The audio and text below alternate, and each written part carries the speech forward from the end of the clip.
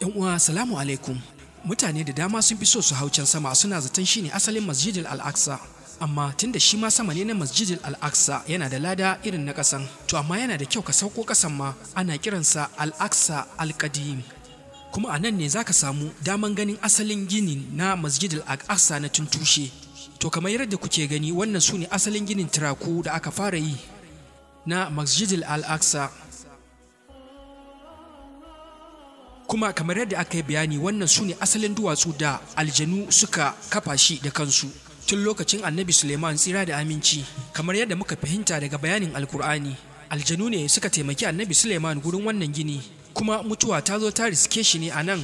Kuma cikin hukunci irin na Allah, ya kasance ya jingina a jikin karansa da yake dogare da ita. Su kuma aljanun suna zaton yana raye, haka suka karasa ginin wannan masallaci. To wayannan duwatsu da kuke gani su ne duwatsun da aljanun da kansu suka kafa a lokacin annabi Suleiman, tsira da amincin Allah ya tabbata a gare shi. To abu mafi mahimmanci a nan shine abin da ake kira mihrab.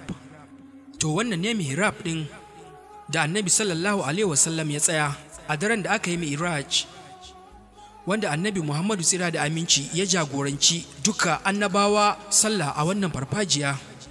To ka yi tunani, irin su annabi Isa, su annabi Yahaya duk ya jagorance su, da su annabi Musa, su annabi Ayuba da annabi Sulaiman da sauran tarin annabawa wajen 124 wanda suka yi sallah a wannan farfajiya, a kuma bayan annabi Muhammadu, tsira da amincin Allah su tabbata a gare shi, da kuma duka sauran annabawan, kuma ba tare da wani tazara ba.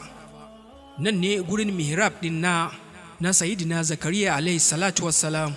Lokacin da Sayyidina Zakariya alaihi salatu wassalam ya samu shaida abin da Allah subhanahu wata'ala yake bayarwa Maryam, tsira da aminci, to sai ya shiga cikin mihrab din.